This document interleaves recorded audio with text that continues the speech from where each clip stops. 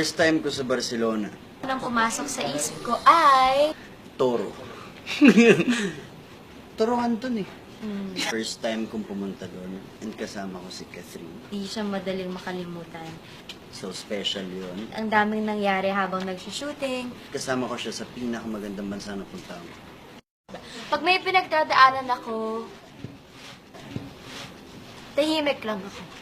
Kailangan may pagsasabihan din ako. Hindi ko pwede itago yung sarili ko kasi walang mangyayari sa akin. Si Catherine, magaling siya magplano. Yun ang kailangan ko sa buhay ko. Taong may plano. Ano kami, may mga plano rin kami sa future talaga. Ang dami namin nagawa at ang dami pa namin gagawin in the future. And excited ako na gawin lahat din kasama si DJ. Okay. Tilig ka. Joke.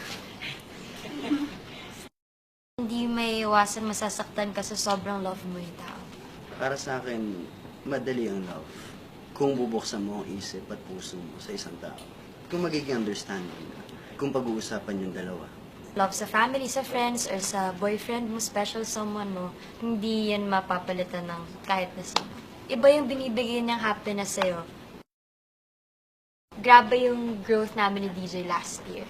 Grabe nga yung year na, itong year na to. Last year and this. Oo, yung last year tsaka itong year na to. Naging challenge siya sa amin. Pero, naging magkasama kami sa challenges na yun. So, nalagpasan namin siya. Yes, and now, we are now A rock! tighter. Yes.